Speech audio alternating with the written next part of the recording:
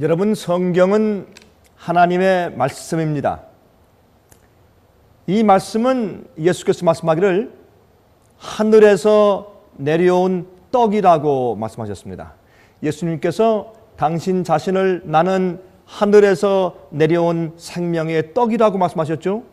그런데 그것을 또 다시 설명하시기를 내가 너에게 이른 말이 곧 영이요 생명이라고 말씀을 하셨습니다. 오늘 이 시간에 우리가 이 주의 말씀을, 성경 말씀을 살아계신 창조주 하나님의 말씀으로 믿고 받아들이면 이 말씀이 여러분과 제 속에 들어와서 우리의 마음을 변화시키고 사상을 고치며 또 우리의 성품을 바꾸어 주고 또한 이 세상과 마귀를 이기는 능력이 될 것이라고 저는 분명히 믿습니다.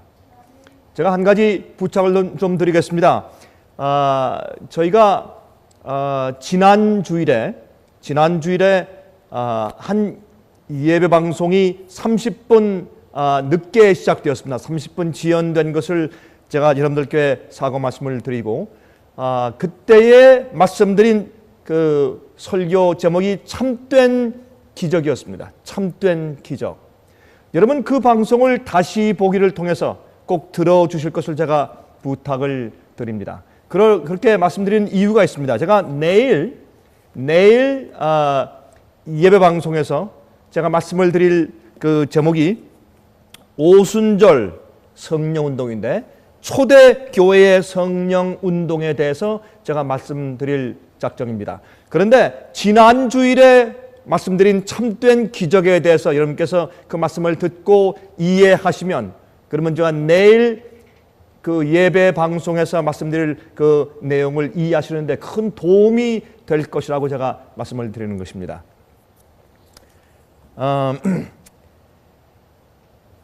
믿음에는 종류들이 있습니다. 여러분, 믿음 그러면 한 가지가 아닙니다. 성경에서 믿음하면 여러 가지 종류로 기록되어 있는 것을 우리가 읽을 수가 있습니다. 예를 들어서 믿음이 적은 자요. 작은 믿음, 적은 믿음을 가지고 있는 사람이 있겠습니다. 또 내 믿음이 적은 영혼이라.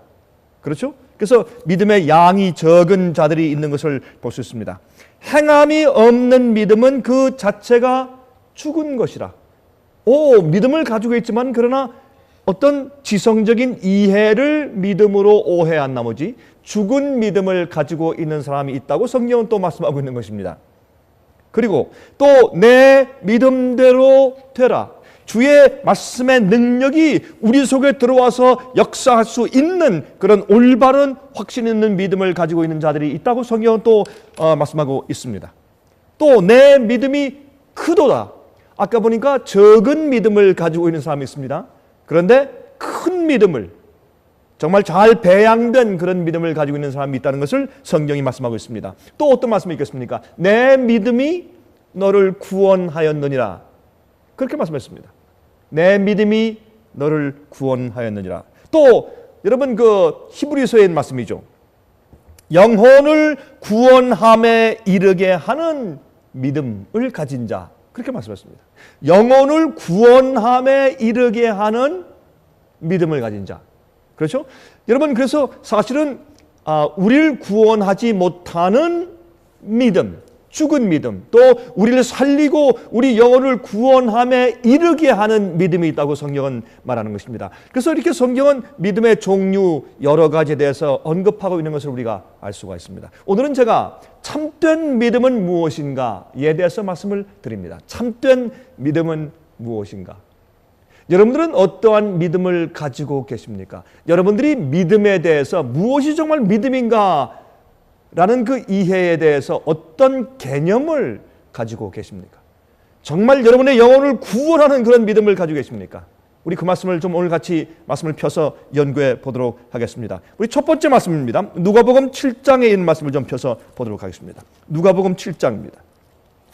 누가복음 7장 6절부터 9절까지 보면 거기에 아주 흥미있는 그런 말씀, 우리가 다 기억하고 알고 있는 로마 백부장의 믿음에 대한 말씀이 여기에 기록되어 있습니다. 한번 우리 같이 읽어보도록 하겠습니다. 누가복음 7장 6절부터 9절입니다. 이렇게 말씀되어 있습니다. 예수께서 함께 가실새 이에 그 집이 멀지 아니하여 백부장이 벗들을 보내어 가로되 주여 수고하시지 마옵소서 내 집에 들어오심을 나는 감당치 못하겠나이다. 그러므로 내가 주께 나아가기도 감당치 못할 줄을 알았나이다. 말씀만 하사 내 하인을 낫게 하소서. 여러분 여기 참 놀라운 믿음을 우리가 발견하게 됩니다. 그는 그의 하인이 병이 났습니다. 그래서 그 하인의 병을 좀 고쳐달라고 예수님께 전가를 보냈습니다. 그는 예수님께 자기가 직접 나가서 그 부탁을 드리기에 너무나 부족하고 불결하다고 생각했습니다. 그래서 그의 하인 가운데, 그의 벗 가운데 한 사람을 보냈다고 했습니다. 그래서 그 친구가 가서 대신 부탁을 해준 것입니다. 그때 유대인들이 와서 예수님 이 사람의 부탁을 좀 들어주십시오. 이 사람은 신실하고 우리 회당도 건축해주고 아주 경건한 그런 로마 백부장입니다. 그렇게 부탁을 했습니다. 그래서 예수님께서 그 얘기를 듣고 그러한가? 그러면 내가 그 사람 집에 가서 그 하인을 내가 직접 고쳐주겠다 하고 거기서부터 예수님께서 걸어서 그 로마 백부장의 집으로 지금 향하고 계셨습니다. 그런데 그 소식을 들은 로마 백부장이 어떻게 했습니까? 또 포수를 보내서 아마 하인들을 보냈겠죠. 주님이시여, 주께서 우리 집에 오시는 것을 내가 감당할 수가 없습니다. 내가 그것을 감당할 수 없어서 내가 직접 가서 말씀도 못 드렸는데 어떻게 직접 우리 집에 오십니까? 그렇게 하지 마십시오. 이렇게 말하는 장면을 우리가 여기서 보게 됐다는 것입니다. 8절입니다. 저도 남의 수하에 든 사람이요 제 아래에도 군병이 있으니 이더러 가라 하면 가고 저더러 오라 하면 오고 제 정도로 이것을 하라 하면 하나이다. 주여 말씀만 하시옵소서. 그러면 내 종이 낫겠습니다. 나도 내 밑에 부하들이 있는데 그저 하라 그러면 하고 하지 말라면 하지 말고 가라 그러면 가고 오라 그러면 오고 이것이 주인과 종의 관계 아닙니까? 그러나 당신은 하나님의 아들이 아닙니까? 성경에 수천 년 동안 예언해온 그 메시아 하나님의 아들이 아닙니까? 어떻게 감히 우리 집에 직접 찾아오시겠습니까? 안 됩니다. 말씀만 하시옵소서. 우리 종이 낫겠나이다. 이때 예수님께서 그 전가를 들으시고 깜짝 놀라셨습니다. 9절에 이렇게 말씀했습니다. 예수께서 들으시고 저를 기히 여겨 돌이키사 쫓는 무리에게 이르시되 내가 너희에게 이르노니 이스라엘 중에서도 이만한 믿음은 만나보지 못하였노라 하시더라. 예수님께서 깜짝 놀라셨습니다. 내가 이 많은 이스라엘 백성들 가운데서 유대인들 가운데서 이만한 믿음을 본 적이 없다. 아마 그 12 제자들도 포함해서 하신 말씀이겠죠. 자, 여기서 우리가 무엇을 배웁니까? 예수님께서 그렇게 말씀하신 이유가 어디 있습니까? 주님께서 지금 우리에게 이 말씀을 통해서 무엇을 말씀해 주시려고 하는 것입니까? 여러분 유대인들은 말이죠. 하나님의 긍휼하심을 요구할 수 있는 우리의 자격은 오로지 우리의 큰 필요를 느끼는 것뿐인 것을 그들은 알지 못했습니다. 그들이 무엇을 인식하지 못했는가? 유대인들의 문제는 여기 있었습니다. 그들이 어떤 것을 해야, 공로가 있어야, 많이 드려야, 회개를 많이 해야, 그렇죠? 주님의 계명과 어떤 주님의 규례를 철저히 잘 지켜야, 그래야 주님께 나가서 긍휼을 얻을 수 있는 자격을 얻는다고 생각을 했습니다. 여러분, 바리새주의의 문제는 바로 거기 있었습니다. 그런데 여러분, 이 성경은 무슨 말씀하고 있습니까? 예수께서 말씀하신 이 말씀의 그 의미를 이해하면 무슨 뜻입니까? 하나님의 긍휼하심을 얻을 수 있는 길이 무엇입니까? 우리가 무엇을 하는 것입니까? 우리가 멀리 가서 성지 순례하는 것입니까? 아니면 우리가 고행에 들어가는 것입니까? 어떤 많은 공로를 쌓는 것입니까? 성자에게 많이 기도하는 것입니까? 성자에게 기도할 수 없는 것이죠. 하나님과 사람 사이의 중보자는 예수 그리스도 한 분밖에 없다고 말씀합니다. 그러면 우리가 하나님께 긍휼하심을 얻고 주님께서 우리 기도를 들으시며 기도를 응답하시게 하는 우리의 조건이 무엇이냐 말입니다. 여기에 이 백부장은 바로 하나님의 그 은총을 얻을 수 있는 믿음을 가지고 있습니다. 그 믿음이 무엇입니까? 여기에 말씀했습니다. 그는 예수님을 어떠한 분이신지 알았습니다. 받아들였습니다. 그는 이방인이었습니다. 로마의 백부장 군대 대장이었습니다. 여러분, 예수님을 그렇게 쉽게 받아들일 수 있는 직장을 가지고 있는 사람이 아니었습니다. 그러나 그는 믿었습니다. 예수님을 한 번 개인적으로 만나본 적도 없습니다. 그러나 주의 말씀에 대해서 들었습니다. 주님의 행적에 대해 들었습니다. 그는 구약 성경을 연구했을 것입니다. 그리고 예수님께서 그 예언을 모두 성취시킨 메시아라는 사실을 믿었습니다. 로마 백부장의 그 믿음은 여러분과 저에게 큰 것을 시사하고 있는데, 우리도 한 번도 예수님을 이 땅에 계실 때 만나본 적이 없습니다. 예수님께서 이 땅에 오시는 재림의 광경을 우리가 본 적도 없습니다. 그러나 로마 백부장이 가지고 있던 그 놀라운 믿음을 여러분과 저는 오늘 가지고 있을 수 있는데, 그것은 우리에게 예언이 있습니다. 예언의 성취를 알고 있습니다. 또한 놀라운 이 우주의 천연계의 그 창조의 기적을 보고 있고 신비함을 보고 있습니다. 또한 예수님께서 이 땅에 무엇을 하셨는지, 어떻게 오셨고 무슨 일을 행하셨는지를 압니다. 우리 과거의 선조들이 어떤 삶을 살았으며 또 어떤 주님의 뜻이 이루어져 왔는지를 우리가 듣고 압니다. 우리는 백부장이 예수님을 그렇게 믿고 그렇게 단순하게 주 앞에 말할 수 있었던 것보다 훨씬 더 많은 증거들을 가지고 있습니다. 훨씬 더 많은 사건들에 대한 것을 들었습니다. 말씀을 읽고 예언을 연구하였습니다. 그런데도 우리가, 여러분과 제가 이 로마 백부장만한 믿음을 가지고 있지 못한다면 이것은 보통 문제가 아니올시다. 이건 문제입니다. 그래서 예수님께서 놀라셔서 기이 여기시고 내가 이만한 믿음을 이스라엘에서 본 적이 없다고 말씀하십니다. 오늘 우리가 이 말씀을 연구하면서 이제부터라도 회개하고 단순하게 주의 말씀을 믿고 이 성령 말씀은 과거의 예언이 어떻게 성취해 온 것을 우리에게 보여주고 확신을 줍니다. 예수님께서 어떤 일을 행하신 것을 우리가 듣고 배웁니다. 그리고 주님께서 분명히 이 세상에 오셔서 사셔서 행하신 일들은 하나님이시라는 사실을 우리에게 증거해 보여주는 것입니다. 보지 않고도 믿는 자들의 믿음, 이것이 백부장의 믿음이었습니다. 여러분, 그러므로 우리가 하나님께 용납받을 수 있고 우리가 하나님께로부터 기도의 응답을 받을 수 있는, 주님의 놀라운 역사를 받을 수 있는 유일한 길은 무엇입니까? 우리의 요구를 가지고 나가서 하나님을 알고 그분을 신뢰하는 믿음을 가지고 펼쳐놓는 것입니다. 우리가 무엇을 잘하거나 무슨 공로를 세워서가 아니라 하나님께서 우리를 긍휼히 여기시게 되는 유일한 길은 우리의 필요를 하나님께 있는 그대로 가져가서 펼쳐 놓는 것입니다. 자, 여러분, 백부장의 믿음은 그리스도의 참된 품성을 붙잡았습니다. 그는 예수를 단지 이적을 행하시는 자로만 믿지 아니하고 인류의 구세주로 믿었습니다. 주님이시여 말씀만 하옵소서 내 종이 낫겠나이다. 여러분, 그렇게 구세주께 나아가서 병든 자기 하인을 위해서 그렇게 호소해 줄 정도로 그는 마음이 착하고 어진 사람이었습니다. 여러분, 제가 지금 무슨 말을 하려고 하나요? 믿음은 지식이 아닙니다. 믿음은 태도입니다. 제가 흔히 얘기하지만 말이죠. 여러분, 믿음의 시작은 어디에 있습니까?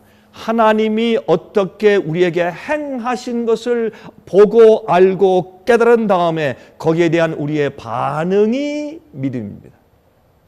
여러분, 요한복음 3장 16절, 하나님이 세상을 이처럼 사랑하사 독생자를 주셨으니 누구든지 저를 믿는 자마다 멸망치 않고 영생을 얻게 하려 하십니다. 여러분, 무슨 말씀입니까? 예? 그것은 하나님께서 우리를 먼저 사랑하셨습니다. 우리가 죄인 되었을 때 우리는 몰랐습니다. 그러나 우리가 어떻게 해서인지 하나님의 섭리와 성령의 역사와 천사의 도움으로 어떤 사람들의 그 역사를 통해서 하나님께서 사람을 사용하셔서 우리가 주님을 알게 되고 또한 주님을 믿게 됩니다. 그러면 주님의 사랑의 역사를 우리가 보게 된 다음에, 그렇죠? 우리가 주님의 역사를 보고 알고 주님의 사랑을 느낀 다음에 우리가 거기에 대해서 반응하는 것이 무엇입니까? 그것이 믿음이에요. 믿음은 우리가 우리 속에서 쥐어짜내는 것이 아닙니다. 아마 제 설교를 좀 한동안 들어오신 분들은 제가 이런 그 예화를 늘 들은 것을 여러분께서 아마 지금 기억하실지 모르겠습니다. 믿음이 왜 선물인 줄 아십니까? 어린 아기가 태어나서 어머니 품에 안겨서 말이죠, 젖을 먹고 또 필요할 때 응애 울면 말이죠, 기저귀를 갈아주고 옷을 입혀주고 안아주고, 그렇죠? 이렇게 진자리 마른자리 갈아주면서 사랑하고 돌보아주고 끌어안아주는 그 어머니를 신뢰하고 믿는 것은 선물입니다. 사랑을 받았기 때문에 자연히 배우는 것이죠. 그것은 자기가 어머니를 믿기로 선택한 것도 아니고 또한 믿으려고 애쓰는 것도 아닙니다. 자연히 그 사랑과 은혜를 경험하고 나니까 자연히 믿음이 생긴 것입니다. 그래서 믿음은 주어진 선물입니다. 믿음은 반응입니다. 믿음은 태도입니다. 믿음은 하나님을 알고 그 아는 하나님께 대한 나의 태도가 믿음이지, 하나님을 아는 지식이 믿음이 아닙니다. 믿음은 어떤 교리에 내가 동의하는 것이 아닙니다. 그것은 의로움이 아닙니다. 여러분, 내가 하나님을 알고 그 하나님을 경험하고 신뢰하고 사랑해서 내가 하나님을 위해서 무엇이든지 할 수 있으며 내가 무엇이든지 굴복하여 드릴 수 있으며 내 목숨이라도 바치면서 주께서 말씀하신 모든 것을 따라 행할 수 있는 태도가 믿음입니다. 믿음은 우리의 삶의 전체가 믿음입니다. 여러분, 믿음은 내 자신이 믿음입니다. 내 생애가 믿음이고 내 모든 마음과 뜻과 정성과 목숨을 다하여서 하나님께 알겠습니다, 예스 하는 것이 믿음입니다. 많은 사람들이 믿음을 이해로 생각합니다. 믿음을 어떤 사상으로 생각하고 믿음을 어떤 것을 동의하는 것으로 사람들이 곡해하고 살고 있는 것입니다. 아닙니다. 여러분, 그래서 예수님께서 우리가 정말 의롭게 되어서, 그렇죠? 정말 이 의를 인해서 핍박을 받는 사람 되기 위해서 제일 먼저 팔복을 말씀하실 때 시작하실 때 그 무엇을 어떤 단계로 시작합니까? 심령이 가난한 자는 복이 나니. 마음이 가난합니다. 하나님의 용서가 필요합니다. 주님의 구원이 필요합니다. 주님의 은혜가 필요합니다. 주님의 돌보심이 필요합니다. 나는 아무것도 없습니다. 심령이 가난한 자는 복이 나니 천국이 저희 것이며. 마음이 가난한 그런 믿음을 가지고 그런 태도와 반응을 가지고 주 앞에 나가면 주님께서 우리에게 무엇을 베푸십니까? 우리에게 필요한 회개를 주시고 의를 주시고 영생을 주시는 것입니다. 이것이 믿음입니다. 여러분, 모든 죄인들이 하나님께 나오는 것도 이와 마찬가지입니다. 우리가 하나님을 믿는, 신뢰하는 태도, 무엇을 어떻게 믿는가 하는 것이 중요한 것입니다. 무엇을 믿는가도 중요하나 더 중요한 것은 내가 어떻게 믿느냐 하는 것이 사실은 더 중요합니다. 여러분, 모든 죄인들이 예수님께 나오는데 예수님께서 말씀하기를 우리를 구원하시되, 디도서 3장 5절에는 말씀이죠. 우리를 구원하시되 우리의 행한 바 의로운 행위로 말미암지 아니하고 오직 그의 긍휼하심을 쫓아 하셨느니라 그랬어요. 그의 긍휼하심을 쫓아서. 우리는 하나님께 추천할 만한 것이 아무것도 없지 않습니까? 가지고 있는 것이 아무것도 없습니다. 그러나 우리가 주 앞에 나가서 우리가 필요한 것이 무엇인지 온 마음을 다해서 믿음을 가지고 펼쳐 놓을 수가 있는 것입니다. 예수의 구원하시는 능력을 필요로 하게 만드는 우리의 전혀 무력한 상태가 주님의 긍휼하심과 능력을 받아낼 수 있는 조건입니다. 이것은 겸손이 필요합니다. 우리는 모든 자기 자신을 의뢰함을 버리고 갈바리의 십자가를 바라볼 수 있어야 합니다. 여러분, 십자가를 바라보는 태도, 그것이 믿음입니다.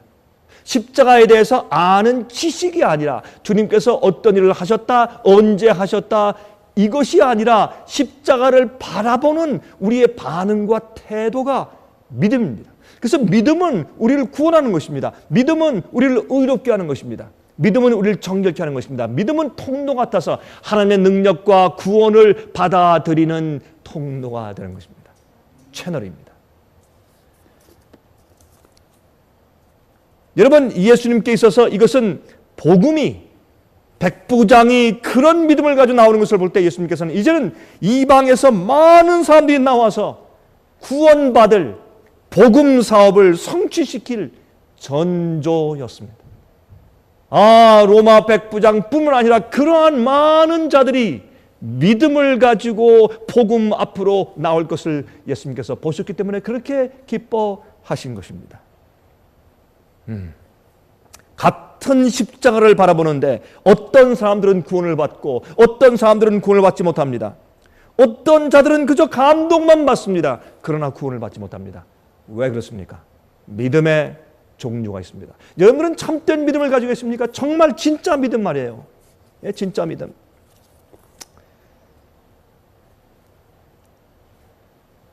마가복음 16장 14절을 읽겠습니다. 마가복음 16장 14절을 말씀했습니다. 그 후에 11 제자가 음식 먹을 때 예수께서 저에게 나타나사 저희의 믿음 없는 것과 마음이 완악한 것을 꾸짖으시니, 이것은 예수님께서 부활하신 다음에 나타나서 하신 말씀이죠.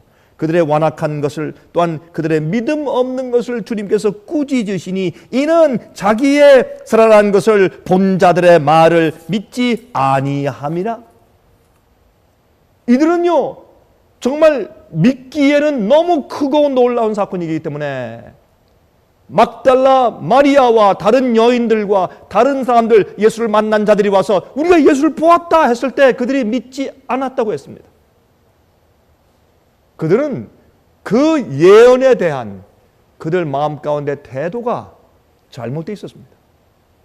그래서 믿음이 없고 완악한 자라고 그렇게 말씀했습니다. 여러분, 우리가 하나님께 향한 진정하고 단순한 믿음이 없을 때 하나님께서는 우리를 완악한 자라고 말씀하십니다. 이스라엘 백성들이 광야에서 40년 동안 살다가 40년 동안 돌면서 가나안 땅으로 들어갈 때 그들이 다 거기에서 쓰러져 죽었습니다. 갈렙과 여호수아 말고는 말이죠. 그래서 그들이 어떻게 해요? 목이 곧고 완악했다고 성경은 말하지 않습니까? 믿지 않았다고 했습니다. 로마서 1장 17절에 말씀하기를 복음에는 하나님의 의가 나타나서 믿음으로 믿음에 이르게 하나니 기록된 바 오직 의인은 믿음으로 말미암아 살리라 함과 같으니라 그랬어요. 여기 무슨 말씀입니까? 믿음은 자라야 합니다. 믿음에서 또 믿음으로 또 다른 더 나은 경지에 많은 믿음으로 점점 우리가 발전해 나가는 것입니다. 그러므로 여기서 우리가 무엇을 알 수 있습니까? 첫 번째, 믿음은 질입니다. 양도 점점 발전하지만 믿음은 첫 번째 질이어야 합니다. 우리가 거듭남도 그리스도의 경험도 더 깊이, 더 높이, 더 넓게 주님의 사랑을 아는 일에 우리가 뿌리가 박히고 점점 더 나무가 자라는 것처럼 성장해야 되겠죠. 마찬가지로 우리의 믿음도 그렇습니다. 하나님을 아는 우리의 품성도 그러하지만 믿음도 어떻게 해요? 사실은 동질이어야 합니다. 하나님을 알고 거듭난 경험은 똑같은 동질입니다. 그러나 점점 하나님을 아는 내용이 넓어지죠. 그렇죠? 마찬가지로 믿음도 그러한 것입니다. 우리가 똑바른 참된 믿음의 성질, 참된 씨를 가지고 시작을 해야 하는 것입니다. 여기에 이런 말씀이 있습니다. 누가복음 17장 5절부터 10절을 보면 참 흥미있는 말씀이 있어요. 누가복음 17장 5절부터 10절입니다. 사도들이 주께 여짜오되 우리에게 믿음을 더하소서 하니. 여러분, 우리가 여기 있는 이 말씀은 좀 쉽게 간단하게 이해하고 지나갈 수 있지만 참 뜻이 깊은 말씀인 것을 제가 이해하게 됩니다. 이제 그들이 묻습니다. 예수님의 제자들이, 오 주님이시여, 우리에게 믿음을 좀 더 주십시오. 믿음을 좀 더 주십시오. 가만히 보니까 사실은 그들 말고 단순한 로마 백부장, 단순한 병자들이, 문둥병자들이, 소경들이 와서 예수님께 간구하는데, 가만히 보니까 사실 그들이 자기들보다 믿음이 더 있는 것 같아요. 그들이 그 질에서, 단순성에서, 예수님을 신뢰하는 면에서 자기가 모든 것을 전부 걸고서 저 앞에 간구하는 그 간절한 심정들을 볼 때 그들이 말했습니다. 예수님, 주님이시여, 우리에게 믿음을 더해 주십시오. 우리가 믿음이 없는 것 같습니다. 그렇게 예수님께 묻습니다. 그때 6절입니다. 주께서 가라사대 너희에게 겨자씨 한 알만한 믿음이 있었다면 이 뽕나무대로 뿌리가 뽑혀 바다에 심기우라 하였을 것이요 그것이 너에게 순종하였으리라. 이게 무슨 말입니까? 자, 믿음은 양입니까? 아니죠. 믿음은 질이죠. 그렇죠? 믿음이 태산만큼 많든지 아니면 겨자씨처럼 아주 작든지 믿음은 믿음이란 말입니다. 그 진실된 참된 믿음이 여러분과 제 마음 가운데 들어오면 어디에 근거해서? 성경 말씀에 근거해서, 지금 주님께서 말씀하신 지금 여기에 있는 누가복음 17장에 있는 이 주님의 말씀과 허락에 근거해서 우리가 겨자씨만한 참된 믿음의 질이 우리 속에 들어오면 우리 마음 가운데 하나님의 사랑과 주님의 은혜와 구속에 대한 우리의 참된 반응과 사랑이 진실되면, 성령에 의해서 생긴 것이면, 하나님의 창조의 능력으로 우리 속에 박혀지고 심어진 것이면, 겨자씨만한 씨가 우리 속에 그 믿음이 있으면 어떻게 한다고요? 산을 옮기라 해도 옮길 것이요. 그렇죠? 이 놀라운 말씀을 여기에 말씀하신 것입니다. 뽕나무대로 뽑혀서 바다에 심기로 하면 그렇게 될 것이요. 여러분, 이런 믿음을 가지고 어떻게 해요? 모세가 이 홍해를 명했을 때 바다가 갈라졌습니다. 이런 믿음을 가지고 소경에게 명했을 때 눈을 떴습니다. 이런 예수를 믿는 믿음을 가지고 바울은 죽은 자를 살렸습니다. 베드로도 그러했습니다. 믿음은 질입니다.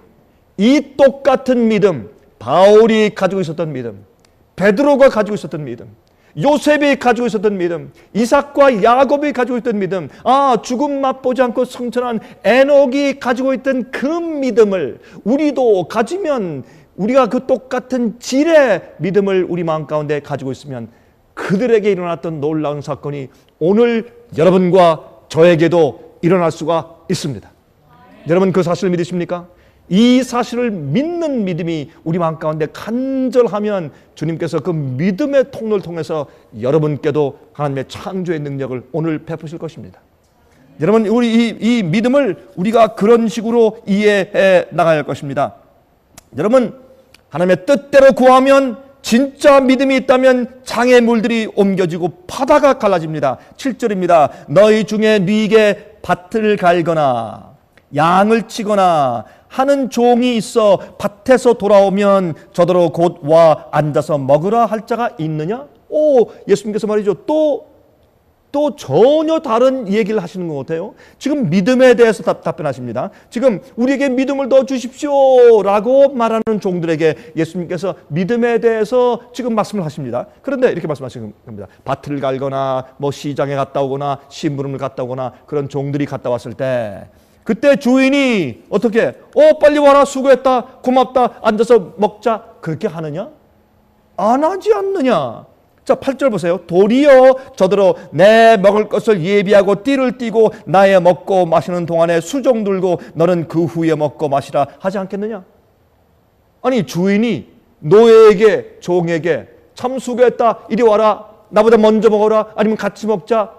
그렇게 하겠습니까? 아니지 않습니까? 그러면 종을 뭐하러 씁니까? 그 종은요, 열심히 수고하고 땀을 뻘뻘 흘리고 돌아왔어도, 자, 빨리 손 씻고 빨리 요리해. 빨리 음식을 가져와. 그리고 내가 먹는 동안에 옆에 서 있어. 내 시중을 들어라. 그렇게 하지 않느냐? 아, 예수님께서 굉장히 냉정하신 것 같아요. 근데 예수님께서 우리에게 지금 무슨 말씀을 하시려고 하시는 겁니까? 9절, 명한 대로 하였다고 종에게 살해하느냐? 아니, 참 수고했다. 상 줄까? 얼마 줄까? 참 고생했으니까 들어가서 좀 자라. 이렇게 합니까? 아니에요. 한 가지 일을 끝나면 또 이거 해라, 저거 해라. 왜요? 종이니까. 종이니까.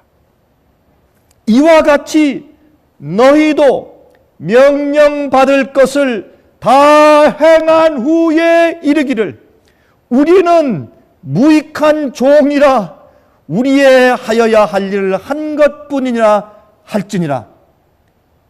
아, 전 이 말씀을 읽으면서 제 가슴이 뭉클했습니다.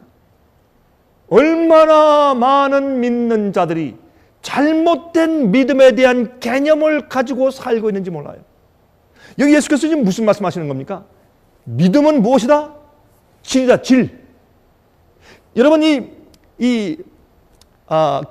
겨자씨만한 여러분 작은 씨죠. 조그만 씨 같은 그 씨를 가지고 있더라도 그 씨는 생명이 있으므로 자란다. 큰 나무가 되지 않느냐. 마찬가지로 진짜 참 믿음이 성령에 의해서 생긴 믿음이 우리가 하나님을 알고 그의 사랑을 깨닫고 너무나 감사해서 진짜로 반응하게 된 그 믿음이 우리 마음속에 심어지면 그러면 무엇이 생겨요? 놀라운 역사가 생겨요. 그렇죠? 이 질이 우리 마음 가운데 들어오면 그럼 우리가 어떻게 살게 된다? 하나님의 종처럼 살게 된다. 너무 구속이 고맙고 감사해서 주님의 뜻대로 말씀대로만 살게 된다. 그러면 우리의 태도가 어떻게 변합니까? 너무나 많은 그리스도인들이 말이죠. 하나님께서 우리를 대접해 줘야 돼. 우리 오라는 걸 다 들어주셔야 돼요. 건강해 주시고 기도하면 다 응답해 주셔야 되고 필요를 공급해 주셔야 되고 또 우리를 위험에서 보호해 주셔야 되고 나중에 인쳐 주셔야 되고 환난에서 보호하시고 구원해서 영생에 들어가게 해 주셔야 되고 하나님이 종이에요. 그들이 종이 아니라 이게 바뀌었어요. 예수께서 말씀하기를 우리가 진실되고 참된 믿음, 그 질의 믿음을 가지고 있으면 우리는 어떻게 산다? 우리가 주께서 말씀하신 모든 말씀과 명령을 순종하고 지키면서 내가 이렇게 했으니 주님 내게 보상을 주십시오. 그렇게 한다? 아닙니다. 또 주님께서 무슨 말씀을 하시든지 감사함으로 그 일을 행하는 것입니다. 행한 다음에 주인이 나를 잘 대접하시든지 그 다음에 내가 죽도록 한 가지 일을 했는데 그 다음에 또 하라고 계속 일을 시켜도 마음 가운데 어떻게 너무 냉정하다고 서운하다고 그렇게 마음에 불평과 원망이 있습니까? 아니라고요. 참된 믿음의 태도를 가지고 있는 사람은 어떻게 한다고요? 자기가 할 일을 다 하고 명령을 다 지킨 다음에 내가 그 스스로 이르기를 우리는 무익한 종이라. 우리는 이 놀라운 자비로운 주인 밑에 와서 이런 주인의 하시는 명령을 들어서 순종할 만한 그런 자격도 없는 사람이고 또 이런 귀한 기회를 얻을 수 없는 사람들입니다. 그런데 우리에게 이런 놀라운 기회를 주셨으니 주인님 감사합니다. 우리는 무익한 종이라 할 일을 했을 뿐입니다. 그렇게 한다고요. 지금 무엇을 말하는 것입니까? 참된 믿음을 가지고 있는 자는 자기의 위치를 알고 자기에게 일을 분부하시고 따라오라고 하신 자기 주인 하나님이 누구신지를 아는 사람들입니다. 그 사람들이 참된 믿음을 가지고 있는 사람이라고 성경은 말한다. 그 말입니다. 자, 여기에 고린도 전서 9장 16절 보십시오. 사도 바울도 똑같은 말씀합니다. 내가 복음을 전할지라도 자랑할 것이 없으면 내가 부득불할 일임이라. 만일 복음을 전하지 아니하면 내게 화가 있을 것이로다. 바울이 그렇게 기가 막힌 복음을 전하는 일을 했고, 그렇게 많은 교회를 세웠고, 그렇게 많은 핍박과 고초를 당했으며, 그가 정말 하나님 위해서 많이 희생했는데, 그것을 한 다음에 그가 어떻게 했습니까? 나는 그저 내가 할 일을 했을 뿐이다. 자랑할 것이 아무것도 없으면 내가 부득불 내가 해야 할 일입니다. 내가 복음을 전하지 않으면 나는 저주를 받을 것이다. 나를 구원한 이 복음을 내가 남들에게 알게 하지 않을 때 나는 저주를 받을 것이다. 이것이 믿음 있는 자입니다. 이것이 어떻게 해요? 하나님께 대한 올바른 믿음의 태도를 가지고 있는 사람입니다. 여러분, 우리도 주님께 기도할 때 주님이시여 우리에게 믿음을 더해 주십시오. 주님께서 그때 우리에게 무슨 말씀 하실까요? 여기에 누가복음 17장에 있는 똑같은 말씀 오늘 하시는 것입니다. 그리고 이 성경 말씀은 무엇입니까? 우리가 어떤 경우에, 어떤 형편 가운데, 어떤 조건 가운데, 어떤 삶에서 우리가 묻고 싶고 알고 싶고 주님의 뜻을 헤아리고 싶을 때 무엇을 읽어야 합니까? 성경 말씀을 읽어야 합니다. 그러면 옛날에 그 전에 살던 사람들에게 주님께서 말씀하시고 답변하시고 또는 행하시고 섭리를 인도하신 똑같은 일과 사건들을 누구에게도, 여러분과 저에게도 오늘날 똑같이 말씀하시고 대하시고 이루신단 말입니다. 그것을 믿는 것이 믿음입니다. 그래서 성경 말씀을 믿어야 할 것입니다. 여러분, 예수께서 마태복음 7장에 말씀하셨죠. 그러므로 주여 주여 하는 자마다 다 천국에 들어갈 것이 아니라 하늘에 계신 내 아버지의 무엇대로 뜻대로 하는 자라야 들어갈 것이라. 이게 믿음입니다. 믿음을 가지면 그저 주여 주여만 하잖아요. 믿음을 가지면 주께서 말씀하신 뜻과 빛이 진리가 들어오면, 계명을 이해하게 되면 어떻게 해요? 목숨을 바쳐서 내가 가진 것을 다 빼앗기고 죽는 한이 있더라도 주님의 뜻대로 살고 명령을 순종합니다. 그 다음에 또 할 것이 뭐 있습니까? 주님, 내가 이거 했습니다. 또 무엇을 주십시오. 이렇게 할 것입니다. 왜? 우린 종이기 때문에. 그 종이 즐거워하는 마음으로 주인을 섬깁니다. 왜? 주인을 알고 있기 때문에 그렇습니다. 여러분, 그런데 아십니까? 마귀도 믿음이 있어요. 마귀의 믿음이 성경에 있습니까? 그렇습니다. 야고보 2장 19절에 말씀하기를 내가 하나님은 한 분이신 줄을 믿느냐? 잘 아는도다. 내가 하나님이 유일한 하나님이신 것을 네가 믿느냐? 잘한다. 좋다. 귀신들도 믿고 떠느니라. 마귀도 안다. 어떤 의미세요? 어떤 의미에서요? 마귀는 요즘에 우리가 알고 있는 것보다 마귀는 더 많이 알아요. 하나님께서 창조주이신 것을 그는 믿습니까? 믿습니다. 그는 이 세상을 예수께서 세상을 창조하실 때 마귀가 그것을 보았을까요? 보았습니다. 예수님은 여호와 하나님인 것을 그가 믿습니까? 너무 잘 알고 믿습니다. 예수께서 성육신 하신 것을 믿습니까? 그렇습니다. 여러분과 저와 같은 이런 인상의 타락한 인류의 본성을 가지고 육체로 오신 것을 믿습니까? 그는 잘 믿습니다. 성경은 성령께서 사람들에게 감동해서 우리의 구원을 위해서 써주신 것을 그는 믿습니까? 믿습니다. 그는 예언을 믿습니까? 예언을 믿습니다. 그런데 문제가 어디 있습니까? 그는 회개하거나 하나님께 마음을 바치거나 아니면 주님의 말씀에 순종해 받아들이지를 않습니다. 순종에 따라가지 않고 굴복하지 않습니다. 그는 아는 면에서는 우리보다 훨씬 많이 알고 인정합니다. 그게 귀신의 믿음이고 마귀의 믿음입니다. 그러나 그는 무엇을 안 합니까? 그 자신을 주 앞에 굴복하고 기쁜 마음으로, 감사한 마음으로 따라가고 순종하지 않습니다. 여러분 아십니까? 오늘날 이 세상에 살고 교회 다니는 많은 믿는 자들이 참된 믿음을 가지고 있지 않습니다. 그들의 믿음의 수준은 사탄의 믿음보다도 더 못합니다. 그러므로 이 믿음이 무엇인지에 대해서 우리가 성경적으로 올바로 알고 있어야 할 것입니다. 그런데 성경은 말이죠, 우리가 살고 있는 이 마지막 시대, 예수께서 곧 이 땅에 재림하시기 직전에 살고 있는 이 마지막 시대의 이 의인들의 마지막 시대 참된 교인들이 가져야 할 믿음은 무엇인가 라는 것을 여기서 말씀합니다. 요한계시록 14장 12절입니다. 성도들의 인내가 여기 있나니 저희는 하나님의 계명과 예수 믿음을 지키는 자니라.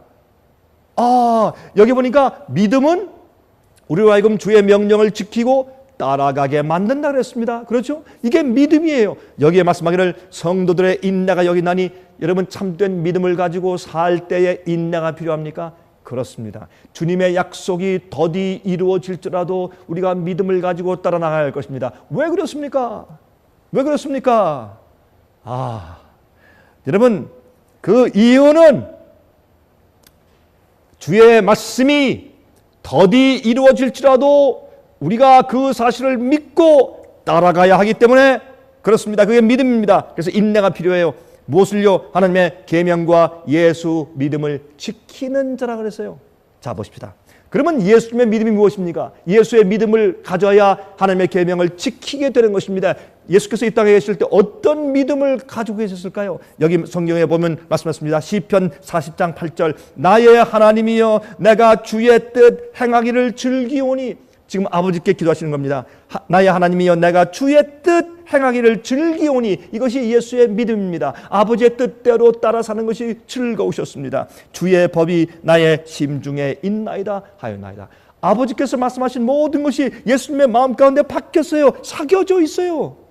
예수님은 하나님의 아들 인자는 인침을 받은 자라고 성경을 말씀해요. 그래서 그래요. 아버지의 말씀과 아버지의 계명과 뜻이 예수의 마음 가운데 사겨져 있어요. 그래서 인치신 자예요. 요한복음 14장 31절입니다. 요한복음 14장 31절 오직 내가 아버지를 사랑하는 것과 아버지의 명하신 대로 행하는 것을 세상으로 알게 하려 함이로다. 일어나 여기를 떠나자 하시니라. 예수님께서 지금 이 땅에 무엇을 보이러 오셨다고요? 내가 아버지를 참으로 사랑하는 것과 아버지의 계명과 명령을 지키고 따라 사는 것을 내가 이 세상에 보여주러 왔다. 그렇게 말씀을 하셨습니다. 그것이 예수의 생애고 그것이 예수의 믿음입니다. 여러분들은 예수의 믿음을 가지고 있습니까? 여러분 디모데 3장 16절입니다. 크도다 경건의 비밀이여 그렇지 않다 하는 이 없도다. 그는 육신으로 나타나는 바 되시고 예수님께서는 우리와 똑같은 육체를 가지고 이 땅에 오시고 죄의 그 본성이 있는 이 타락한 육체 속에 들어오셔서 우리 육신을 가지고 성육신 하시고 영으로 의롭다 하심을 입으시고. 무슨 말입니까? 예수님께서 우리와 같은 육체 가운데 사시고 한결같이 시험을 받았지만은 어떻게 해요? 예수님의 마음으로는 죄를 안 졌어요. 굴복하지 않았어요. 믿음이 있었어요. 또 천사들에게 보이시고 만국에 전파되시고 예수님은 천사들이 인정했어요. 예수님은 우리 사람 같은 육신을 가지고 태어나 사신 것을 그들이 인정했어요. 그러나 죄를 범하지 않고 마귀의 유혹에 쓰러지지 않은 것을 그들이 인정했어요. 그렇게 천사들에게 보이시고 만국에 전파되시고 세상에서 믿음 받으시고 영광 가운데 올리셨습니다. 이것이 성육신입니다. 예수께서 이 땅에 오셔서 사신 예수님의 생애를 우리는 그렇게 여기서 보게 되는 것입니다. 성경은 분명히 그렇게 설명합니다. 여러분 히브리 11장의 믿음을 좀 보실까요? 히브리 11장은 믿음장이죠. 믿음장. 그러면 히브리 11장에서 우리가 무엇을 읽습니까? 아벨이 하나님의 명령을 준행하는 믿음을 봅니다. 에녹이 하나님 아버지의 뜻을 행하는 동행의 삶을 살다가 살아서 승천하는 기록을 봅니다. 아브라함을 통해서 하나님께서는 믿음을 가르쳤습니다. 하나님을 알기에 갈 바 알지 못하고 나가는 믿음을 보여주십니다. 그러면 여기에 있는 믿음은 무엇인가? 그들이 믿음을 가지고 참된 지뢰, 진짜 믿음을 가지고 사는 자들은 어떻게 살았는가 하는 것을 성경에 지금 히브리 11장에 보여주시는 것이죠. 모세의 선택 말입니다. 즐거운 마음으로 이 애굽의 보화보다 왕의 자리보다 그는 자기의 백성들과 고통과 고난 당하는 것을 더 좋아하고 선택했습니다. 그게 믿음입니다. 예수의 믿음을 가질 때. 그리고 요셉을 보세요. 요셉. 하나님의 뜻을 따라 살아가는 과정에서 핍박과 거기에서 참고 인내함으로 승리하는 믿음의 노덕인 요셉을 성경은 기록합니다. 그런데 히브리 11장 39절 40절 보시면 이렇게 말씀되어 있습니다. 이 사람들이 다 믿음으로 말미암아 증거를 받았으나 약속을 받지 못하였으니 이는 하나님이 우리를 위하여 더 좋은 것을 예비하셨은즉 우리가 아니면 저희로 온전함을 이루지 못하게 하려 하심이라. 이렇게 믿음으로 산 자들이 증거는 받았지만 약속을 이루지 못했습니다. 약속을 받지 못했어요. 그런데 우리가 우리가 아니면 그들이 온전함을 이룰 수 없다. 그 약속이 그들이 그렇게 싸우고 투쟁하며 나아간 믿음의 삶에 결론이 없단 말이에요. 이게 무슨 말입니까? 그러면 무엇을 이룬단 말이에요? 히브리 11장의 믿음의 장의 이 노독들을 설명하면서 그들이 믿음으로 무엇을 이룬단 말입니까? 히브리 12장 1절부터 4절입니다. 히브리 12장 1절부터 4절 보시면 거기 답이 나옵니다. 이러므로 여러분 보세요. 믿음의 온전함을 이룬다? 그러면 믿음의 결론이 뭐냐 말이에요. 무엇을 이루려고 하느냐 말입니다. 믿음의 목표가 무엇입니까? 믿음으로 살아나가는 그 결론이 무엇입니까? 어디가 그 목적지며 무엇이 온전케 되는 것인가를 지금 설명합니다. 히브리 12장 1절부터 4절입니다. 이러므로 우리에게 구름같이 둘러싼 허다한 적인들이 있으니, 이 허다한 적인들이 누굽니까? 히브리 11장에 기록된 그 의인들 아닙니까? 우리의 노독들 아닙니까? 모든 무거운 것과 얽매기 쉬운 죄를 벗어버리고 인내로서 우리 앞에 당한 경주를 경주하며 믿음의 주여 온전케 하시는 이인 예수를 바라보자. 그러면 예수께서 어떤 것을 온전케 하셨어요? 근데 어떻게 앞에 있는 자기의 수고 때문에 생긴 목표물을 보고서 즐거운 마음으로 그 일을 온전케 이루셨어요. 자, 그러면서 여기 이렇게 말씀하십니다. 3절에 너희가 피곤하여 낙심치 않기 위하여 죄인들의 이같이 자기에게 거역한 일을 참으신 자를 생각하라. 그 다음에 이 믿음으로 결론을 짓는, 믿음으로 최종적으로 무엇을 이루려고 하는, 믿음으로 온전케 되는, 약속을 온전케 이루는 것이 무엇인지를 여기에 4절에 말씀하세요. 너희가 죄와 싸우되 아직 피 흘리기까지는 대항치 아니하고. 너희가 죄와 싸우되 아직 피 흘리기까지 끝까지 대항하고 싸우지 아니하고. 이것이 무엇입니까? 믿음으로 우리가 온전히 이루는 목표입니다. 믿음으로 나아가는 온전케 되는 마지막 목표물입니다. 이렇게 말씀하셨습니다. 여러분, 그러므로 히브리서 5장 7절부터 9절에 다음과 같이 말씀했어요. 그는 육체에 계실 때, 어떤 육체? 여러분과 저와 똑같은 이 육체에 계실 때 자기를 죽음에서 능히 구원하실 이에게, 하나님 아버지께 심한 통곡과 눈물로 간구와 소원을 올렸고 그의 경외하심을 인하여 들으심을 얻었느니라. 그가 아들이시라도 받으신 고난으로 순종함을 배워서 온전하게 되었은즉, 여기 온전히 나오잖아요. 온전하게 되었은즉 자기를 순종하는 모든 자에게 영원한 구원의 근원이 되시고. 여러분이시요, 예수께서 이 땅에 우리 육체에 계실 때, 우리 같은 육체에 계실 때 그가 눈물로 간구하시고 기도하셔서 그런 고난을 통해서 순종을 배우시고 아버지의 능력을 받으셔서 죄를 승리하는 온전케 되셨지 않습니까? 그래서 순종하는 모든 자들에게 영원한 구원의 근원이 되셨어요. 이것이 참된 구원이고 이것이 믿음의 생애다라는 것을 보여주셨어요. 이것이 무엇입니까? 예수의 믿음입니다. 예수의 믿음. 마지막 환난 때 사는 성도들은 어떤 성도들입니까? 그들은 어떻게 해요? 하나님의 계명을 지키며 예수의 이러한 믿음을 가지고 온전함을 이루는 자들이라고 성경은 말씀하고 있는 것을 볼 수 있습니다.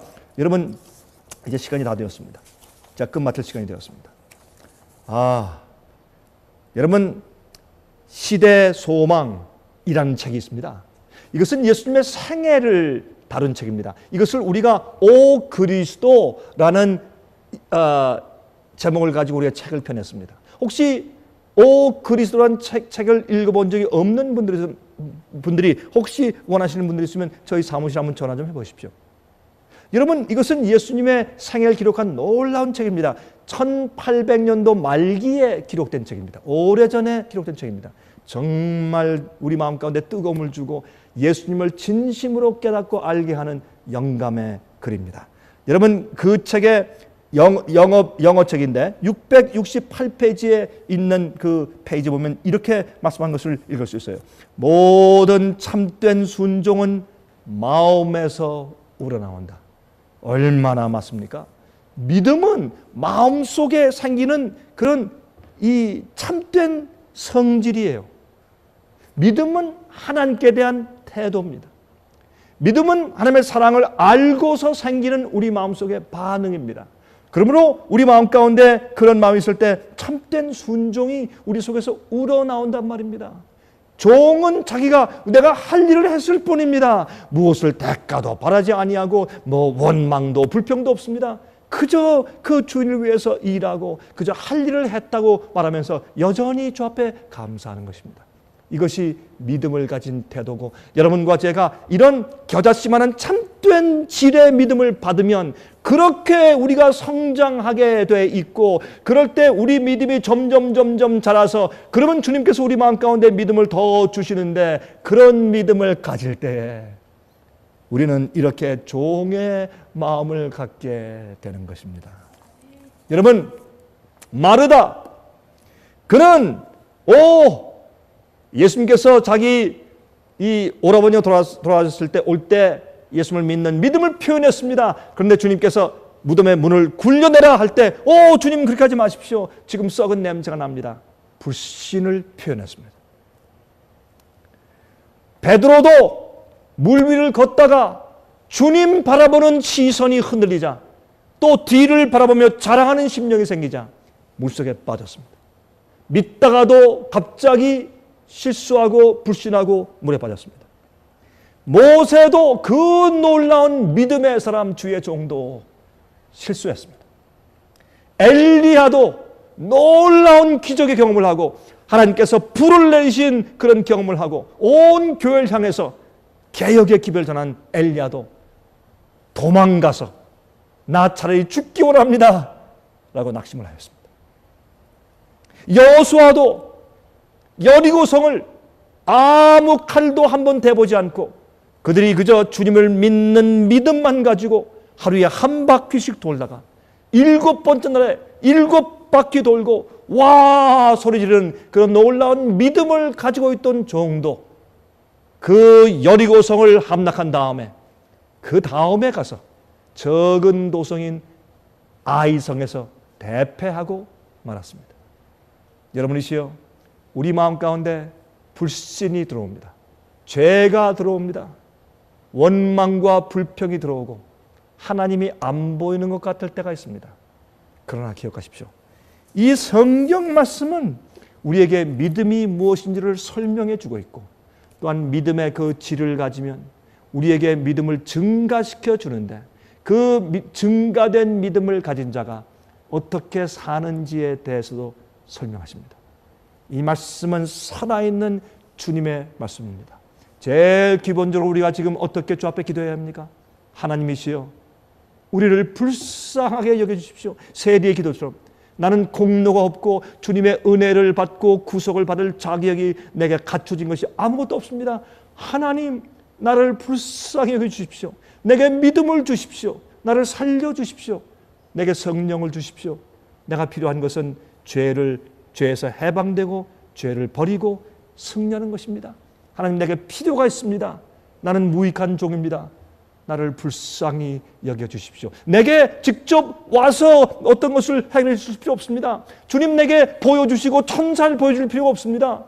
큰 능력의 환한 태양빛 같은 주님의 얼굴 지금 당장 보여주시지 않아도 됩니다. 전갈만 해주십시오. 주님 성경 말씀에 있지 않습니까? 주님의 종들, 하인들을 보내서 내게 그저 주님께서 말씀하신 것을 내게 간접적으로 전달만 해주십시오. 내가 믿습니다. 주의 종이 듣겠습니다. 믿습니다. 말씀만 하옵소서. 주의 종이 듣겠습니다. 여러분, 이렇게 기도할 때 참된 믿음, 우리를 변화시키는 마지막 시대 백성들이 가지고 사는 그 믿음이 오늘 여러분과 제 마음 가운데 심겨지게 되기를 간절하게 바랍니다. 우리 잠깐 고개 숙여서 기도하겠습니다. 자비하신 하늘에 계신 우리 아버지시여, 감사합니다. 주님의 은혜가 얼마나 크신지요. 우리를 향하신 하나님의 사랑과 우리의 구속을 위해서 베푸신 큰 역사를 우리가 어찌 다 깨닫겠으며 감당하겠습니까? 그러나 우리가 믿습니다. 왜냐하면 주의 말씀에 그것을 기록했기 때문에 그렇습니다. 주의 예언이 성취되고 이 세상과 우주 만물을 바라보고 믿는 자들의 생에 나타난 증거를 보고 또한 우리 마음 가운데 감동하시는 성령의 은혜를 압니다. 주여 말씀을 믿으며 말씀 속에서 하나님의 증거를 받습니다. 주여 믿음은 태도입니다. 믿음은 주님의 사랑을 향한 우리의 사랑의 반응입니다. 하나님이시여 저에게 믿음을 더하여 주시옵소서. 그리고 마지막 시대 인내를 가지고 예수 믿음을 가지고 하나님의 계명을 지키는 진실된 종들 되게 해 주시옵소서. 살아계신 예수 그리스도의 거룩한 이름으로 간절하게 기도합니다. 아멘.